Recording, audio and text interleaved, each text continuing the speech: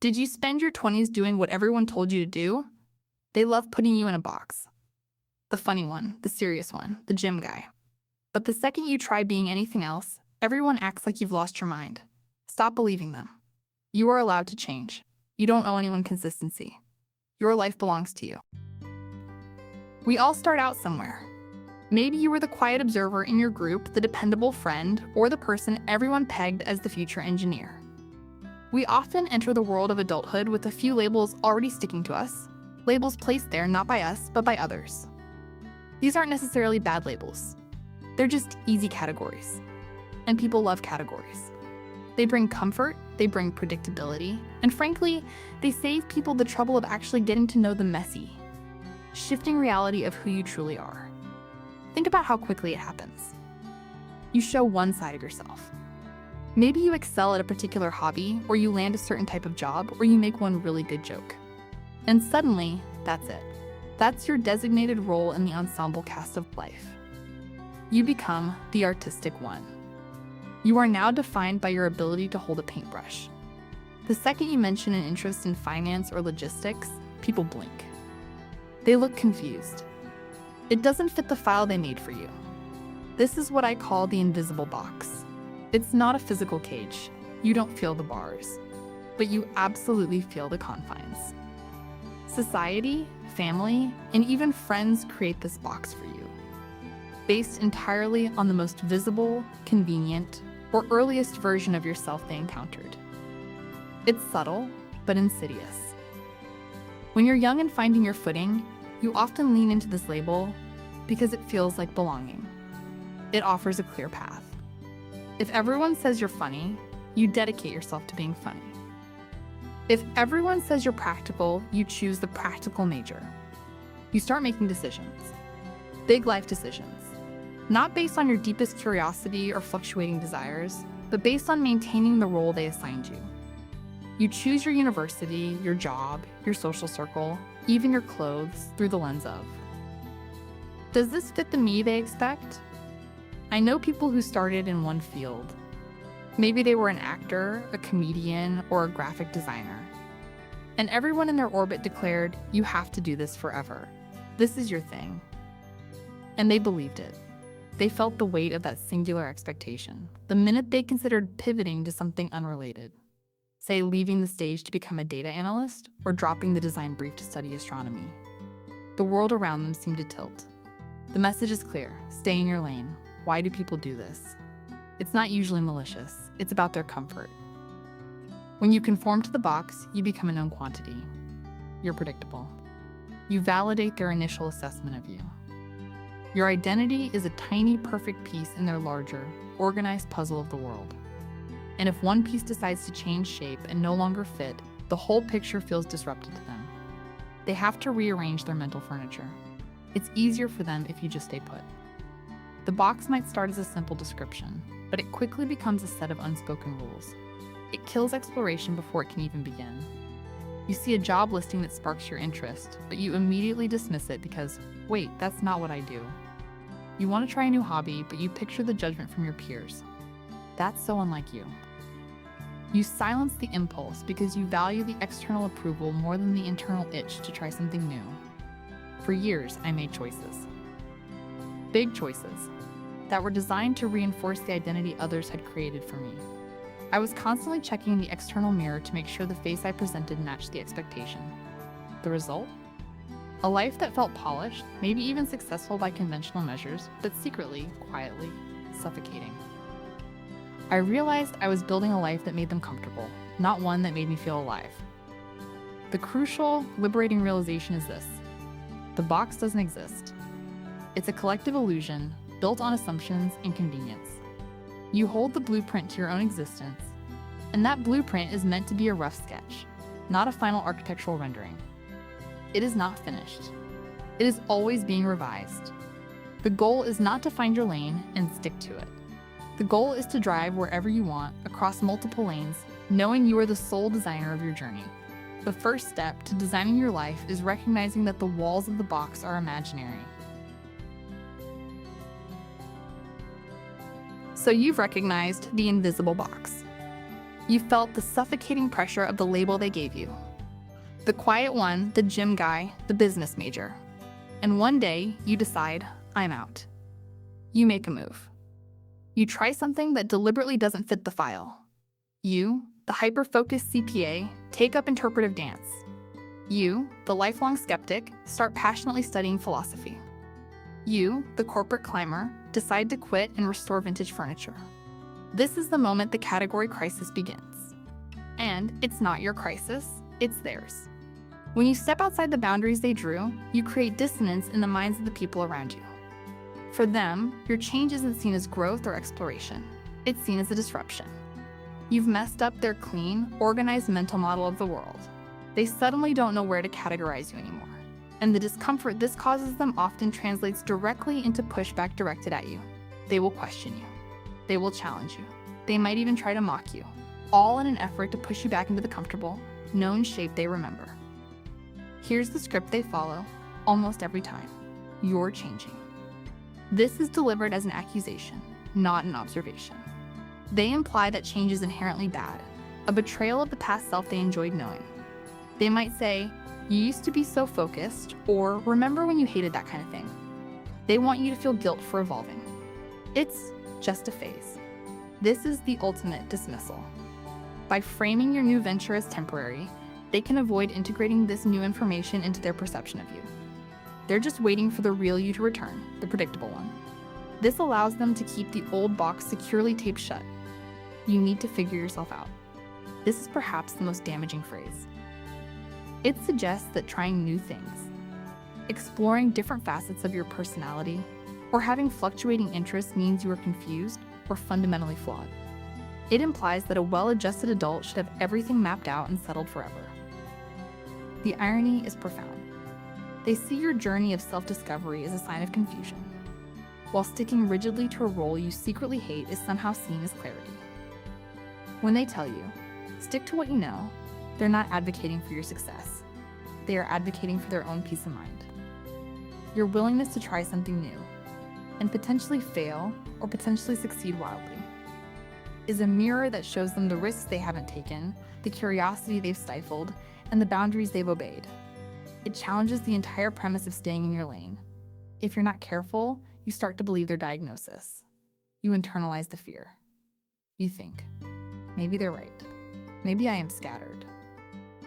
Maybe wanting to be both a meticulous coder and an amateur jazz musician means I don't know who I am. This self-doubt is the final defense mechanism of the invisible box. This is where you have to hold the line. You have to understand that their reaction is a reflection of their own fixed mindset, not a critique of your potential. You don't owe anyone consistency. Let that sink in. You don't owe your high school friends the same personality you had at 17. You don't owe your colleagues the same exact career ambitions you had on your first day. In fact, if you are the exact same person you were 5 years ago, you haven't been paying attention. Change is the evidence of growth.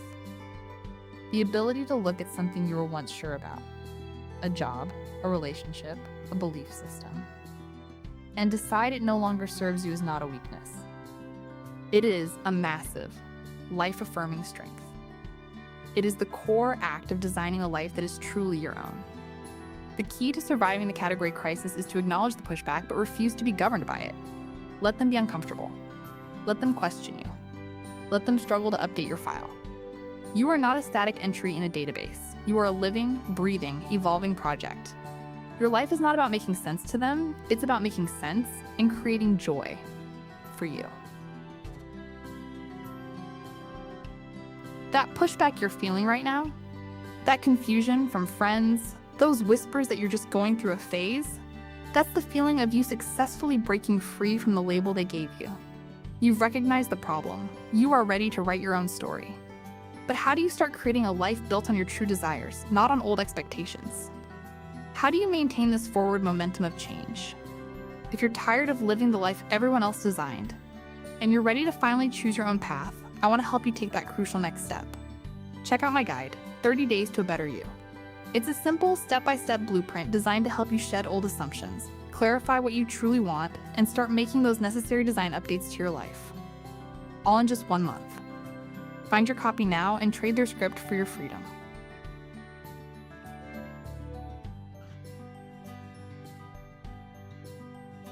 After surviving the category crisis, after weathering the accusations of being confused or scattered or just going through a phase, you arrive at the core realization, the need to challenge what I call the consistency myth. This myth is arguably the most powerful societal expectation we internalize. It's the silent agreement that we owe the world and everyone in it a static, unchanging version of ourselves. It dictates that to be a reliable, mature adult, you must demonstrate unwavering consistency in your career, your passions, your interests, and even your personality. But think about that for a moment. Is there anything in the natural world that is perfectly, eternally consistent? The seasons change, rivers reroute, mountains erode. Change is the fundamental engine of the universe, yet we are taught that in our personal lives, change is a defect. We're implicitly told that if you wanted to be an architect at 22, and now, at 35, you're deeply drawn to teaching history, you must be unreliable. That if you used to love the intensity of city life and now crave the quiet of the countryside, you are somehow betraying your past self. This pressure forces people to stay in roles long past their expiration date, in jobs they hate, in majors they regret, and in dynamics that drain them, just to avoid the simple act of saying, I changed my mind. Let's be clear, changing your mind is not a flaw. It is intelligence in action. It means you have encountered new information, you have gained new experiences, you have listened to your evolving inner voice, and you have chosen to course correct. It's an act of self-respect. The version of you from high school, they wanted entirely different things. They had different fears, different priorities, and a different understanding of the world. In 5 years, the current version of you will likely want different things again. That is not confusion. That is growing up. It is the natural, inevitable process of accumulating life experience. The tragedy of the consistency myth is the quiet, daily surrender it demands. It leads people to make major life choices based on obligation, not desire. You stay at a job you despise because, well, I spent 4 years getting this degree. You never pursue that intriguing side project because it doesn't match what people know you for. You choose the practical path over the path that actually ignites your curiosity. Nobody forced you to do these things. You simply prioritize meeting the expectations of others, of your parents, your peers, or your past self, over living the life that truly belongs to you. You chose external validation over internal vitality. It's crucial to understand that your life doesn't belong to the people who hold opinions about it. It belongs to you. You are the one who has to wake up every morning and live with your decisions. People are going to have opinions no matter what you do. If you succeed wildly, they'll call you lucky. If you fail, they'll call you reckless. They will judge, criticize, and speculate either way. Let them. Their judgment has no bearing on the validity of your happiness. The antidote to the consistency myth is permission. You are allowed to change. You are allowed to be into seemingly contradictory things. You can be the meticulous, serious coder who also crafts beautiful, abstract poetry. You can be the committed mother who also launches an ambitious, profit-driven business. You can care deeply about fitness and love creating art. The human personality is vast and multifaceted. The idea that you have to pick one thing and be that forever is not just limiting. It's a profound misunderstanding of human potential. The moment you stop apologizing for wanting something different than you wanted last year. The moment you fully embrace your right to explore, try, fail, and try again, is the moment you seize true ownership of your narrative. You owe them nothing but the courtesy of being true to the ever-evolving person you are right now.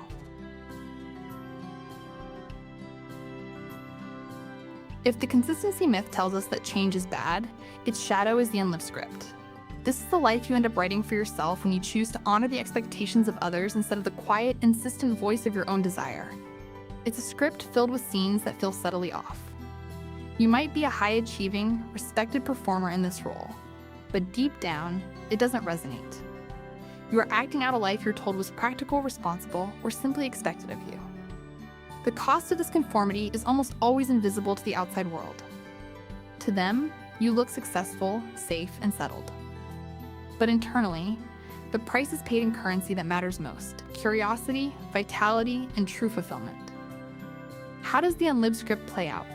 It often starts with a single seemingly minor compromise that snowballs. Maybe you genuinely wanted to study theater or marine biology, but your parents or a trusted mentor said, "That's lovely, but what about a business degree?" That's where the stability is. You nod, you agree, and you pick the safe major. The unlived script has just secured its opening scene. Then you graduate. The script demands a high-paying, serious job that aligns with that degree, even though every Monday morning, a little part of your soul feels heavy, yearning for a creative project or a chance to work with your hands. You stay at the job you hate not because you lack options, but because that job matches the picture everyone holds of you. You are the person with the prestigious title. This is the tyranny of the shoulds. I should be happy with this salary. I should use this degree. I should be settling down now. Every decision is a defensive play to meet a perceived requirement, not an enthusiastic step toward a genuine desire. When you live the unlived script, you stop exploring. You stop trying new things because the risk of failure. Or worse, the risk of having to explain a deviation feels too high. The new hobby you were curious about? You dismiss it with a shrug. I don't have time for that. The new skill you wanted to learn? That's not really my thing. You become stuck in a loop of making decisions based on what everyone expects from you instead of what you actually want for yourself. This is how potential becomes wasted potential. Not in the dramatic movie montage way, but in the slow, grinding erosion of daily compromises. Think of all the little vibrant sparks you've extinguished. The person who dreams of writing a novel but stays silent because their identity is the accountant. The fitness enthusiast who wants to learn coding but resists because their label is the gym guy. The reliable colleague who never speaks up with a revolutionary idea because their role is the team player who doesn't rock the boat. You are effectively trading the richness of your own life for the comfort of others' opinions. You are prioritizing their need for consistency over your own need for experience. The most difficult part is realizing that nobody forced you. You weren't literally held captive by your past choices. You simply cared more about maintaining a facade, a consistent, acceptable image, than you did about the radical, messy work of building a life that truly excites you. The moment you realize your entire life structure is built on making them comfortable, your parents, your colleagues, your high school friends, is a moment of profound clarity and often deep regret. But here is the empowering truth. The script can be ripped up at any time. It doesn't matter how old you are, how much money you've invested in the wrong path, or how many people will be shocked when you change course. Your life belongs to you, and your energy is finite. You have a limited number of days to live a life fueled by your own curiosity. Are you going to keep using those days to validate the judgments of others? Tearing up the unlived script is scary because it means facing the unknown and accepting the judgment that will inevitably come. But it is the necessary precursor to writing a new, vibrant script that is finally authentically your own.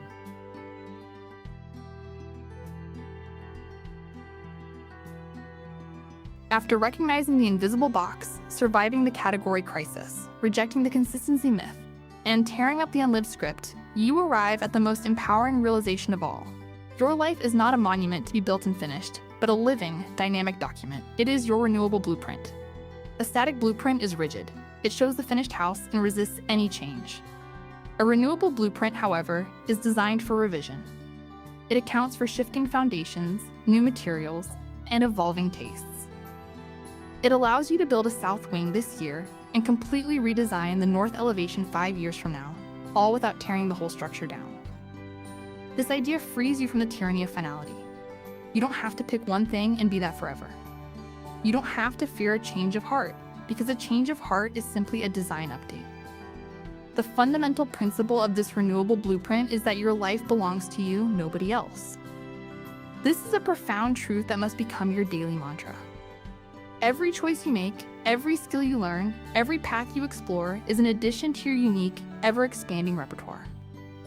Think of yourself not as a specialist who is only allowed one area of expertise, but as a polymath of your own life.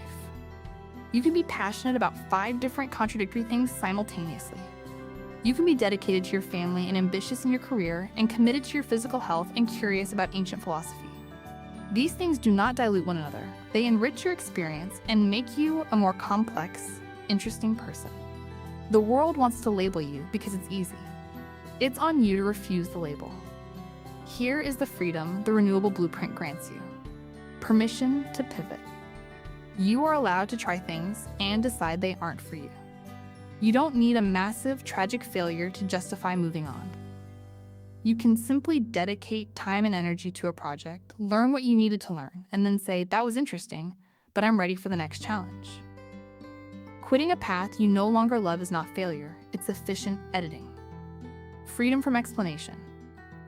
You don't owe anyone an elaborate explanation for why you're not the same person you were 2 years ago. When friends or family question your new direction, you don't have to engage in a lengthy debate about your personal philosophy. A simple, firm answer is enough. This is what feels right to me now. Your energy is better spent building your new path than defending it to people who are determined to misunderstand. Embracing contradiction. Stop trying to force all your interests into one neat, coherent story. You can be the highly rational engineer who also spends weekends woodworking. You can be the fierce advocate who is also deeply spiritual. These contradictions are the texture of your identity. They prove you are not a character defined by a single descriptor, but a human being defined by immense capacity. Continuous revision. The moment you accept that the blueprint is renewable, you take the pressure off. You stop needing every decision to be the right decision for the next 50 years. You can take calculated risks, knowing that if they don't work out, you simply open the document, hit delete, and start sketching the next section. Every experience, the successes and the flops, is merely a piece of data informing the next revision. In the end, this is what designing your own life truly means. It means living with a primary orientation towards internal satisfaction rather than external approval. It means understanding that the only person you owe consistency to is the person you want to be tomorrow. Stop living like you owe people a fixed, predictable script. Stop apologizing for wanting something different than you wanted before. Your life is your most precious creation, and you are its sole, sovereign architect. Do whatever you want with it. The blueprint is in your hands. Start designing.